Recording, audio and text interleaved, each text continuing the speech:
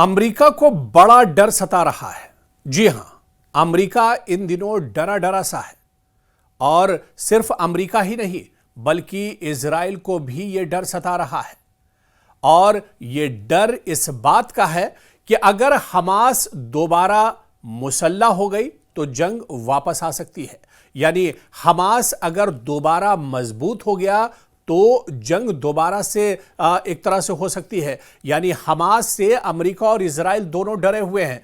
पिछले 2 साल अगर आप देखिए उठाकर कि गजा में जिस तरह से जंग होती रही और इस जंग में इजराइल हमास को तो नहीं खत्म कर पाया, बल्कि इजराइल नहीं, दरअसल गजा की लड़ाई अमेरिका और इजराइल दोनों मिलकर लड़ रहे थे और सामने जो दुश्मन था वो था हमास और हमास के मुजाहिदीन। और हमास के इन मुजाहिदीन को जो दरअसल अमेरिका और इजराइल जैसी सुपर पावर के सामने चंद मुट्ठी भर हमास के मुजाहिदीन थे और उस हमास को इजराइल और अमेरिका खत्म नहीं कर पाए। और एक बार फिर से हमास का डर इजराइल और अमेरिका को सता रहा है।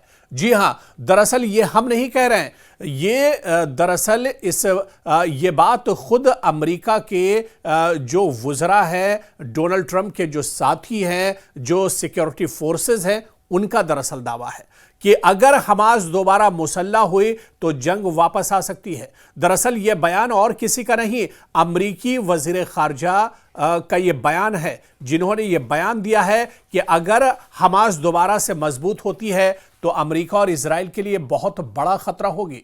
दरअसल मशरिक़ वुस्ता में आप देखिए कि नाजुक अमन की फ़ज़ा एक बार फिर लरज़ने लगी है। जंगबंदी को बमुश्किल चंद हफ्ते गुजरे हैं, मगर वाशिंगटन के ऐवानों में तशवीश बढ़ रही है।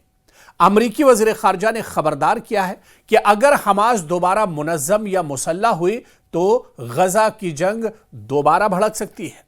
और यह सिर्फ गजा नहीं, पूरे खित्ते के अमन के लिए एक नया खतरा बनेगी।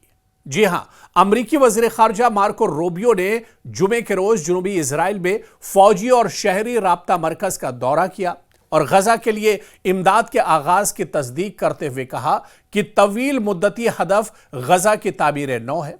रूबियो जुमेरात के रोज इजराइल पहुंचे थे, जिसके बाद उन्होंने वज़ीर आज़म बिन्यामिन नेतन्याहू से भी मुलाकात की थी। अमरीकी वज़ीर ख़ारजा ने जोर दिया कि गजा में बैनुल अक़वामी इस्तेहकाम फोर्स जल्द अज जल्द तैनात की जाए, जो अक़वाम मुत्तहिदा के इख्तियारात के तहत काम करे। इनके मुताबिक ये फोर्स अभी तश्कील नहीं दी गई, मगर कई ममालिक ने शमूलियत की ख्वाहिश जाहिर की है। उन्होंने कहा कि इजराइल को इन ममालिक की मंजूरी देना होगी जो इस फोर्स का हिस्सा बनेंगे। उन्होंने कहा कि गजा मुआहदे पर अमल दरामद मुस्बत समत में बढ़ रहा है, मगर तामीर नौ से कब्ल जंगबंदी को मुस्तहकम बनाना जरूरी है। रूबियो ने बताया कि वो यरगमालियों के मामले को नहीं भूलेंगे और अमेरिका तमाम लाशों की वापसी के लिए कोशिश कर रहा है। वज़ीर ख़ारजा ने तवक्को जाहिर की कि हमास अपने हथियार मुकम्मल तौर पर एक तरह से डाल देगी, यानी सरेंडर कर देगी, जैसा कि तंजीम पहले ही इस पर रजामंद हो चुकी है। उन्होंने खबरदार किया कि अगर हमास ने इससे इन्हराफ किया, अगर हमास इससे पलट जाता है, अगर हमास इस मुआहिदे पर अमल नहीं करता है तो यह मुआहिदे की खिलाफ वर्जी होगी। मजीद यह कि अगर किसी तंजीम ने गजा से इजराइल पर हमला किया तो अमन मुमकिन नहीं है।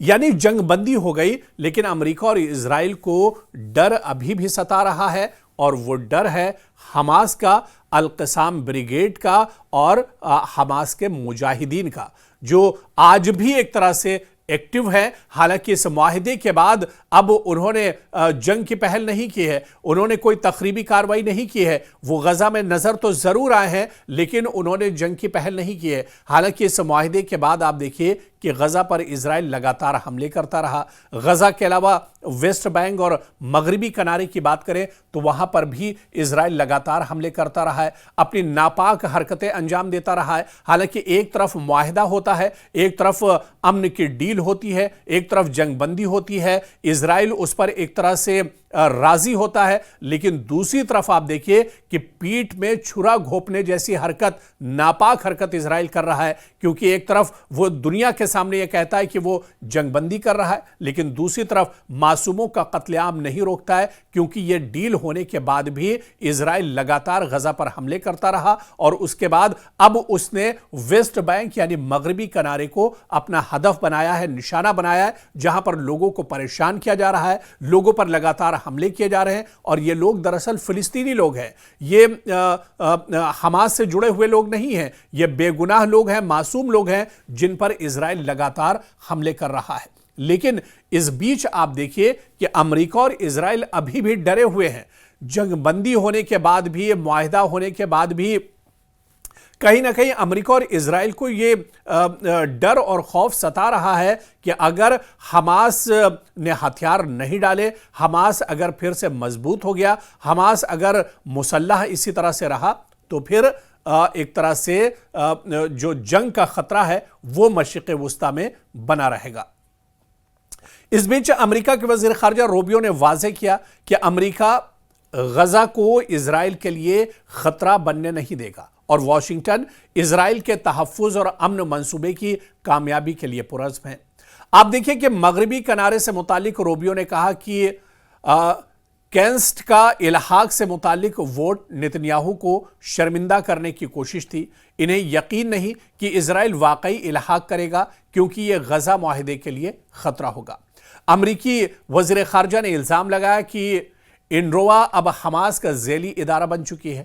ان کے مطابق اقوام متحدہ غزہ میں امدادی سرگرمیوں کی نگرانی کر رہی ہے، اور جو پیش رفت حالیہ دنوں میں ہوئی ہے وہ دراصل تاریخی ہے۔ انہوں نے کہا کہ اگر حماس دوبارہ مسلح ہوتی ہے، مضبوط ہوتی ہے، تو جنگ خطے میں واپس آ سکتی ہے۔ دراصل یہ ڈر ستا رہا ہے امریکہ کو اور اسرائیل کو۔ تاہم امریکہ غزہ معاہدے کے تمام شقوں پر عمل درآمد کے لیے پرعزم ہے۔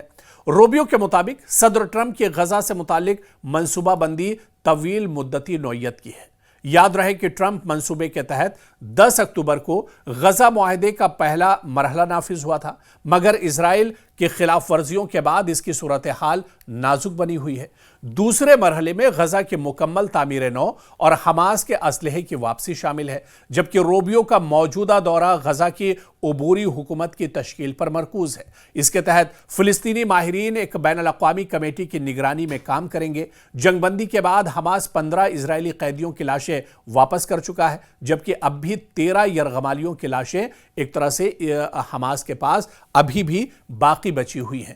حالانکہ یہ معاہدہ ہو گیا اور معاہدے کے تحت اب اس پر عمل بھی ہو رہا ہے، حالانکہ اسرائیل کی طرف سے اس معاہدے کی خلاف ورزی بیچ میں ہوتی رہی ہے، اپنی ناپاک حرکتوں کو اسرائیل انجام دیتا رہا ہے، لیکن پھر بھی آپ دیکھیے کہ یہ تمام معاہدہ ہونے کے بعد، ڈیل ہونے کے بعد، جنگ بندی ہونے کے بعد ابھی بھی اسرائیل اور امریکہ ڈر رہے ہیں۔ انہیں کہیں نہ کہیں حماس کا ڈر اور حماس کے مجاہدین کا ڈر ابھی بھی ستا رہا ہے، اور یہ چاہتے ہیں کہ حماس کو پورے طور سے دراصل ایک طرح سے سرنڈر کرایا جائے، حماس ایک طرح سے ہاتھ ان کے سامنے کھڑے کر دے، جبکہ حماس کا یہ کہنا ہے کہ وہ اپنی حفاظت کے لیے بندوق اٹھاتا ہے۔ وہ دراصل غزہ میں اس طرح سے اسرائیل کو قبضہ نہیں کرنے دے گا۔ یہ قبضہ دراصل ناجائز قبضہ ہے، یہ پورا فلسطین کا حصہ ہے، اور کہیں نہ کہیں اسی وجہ سے اسرائیل اور امریکہ ڈرے ہوئے ہیں، کیونکہ حماس آج بھی ایک طرح سے زمین پر زندہ ہے، اور آج بھی اس کا جو مشن ہے اسے حماس آگے بڑھا رہا ہے۔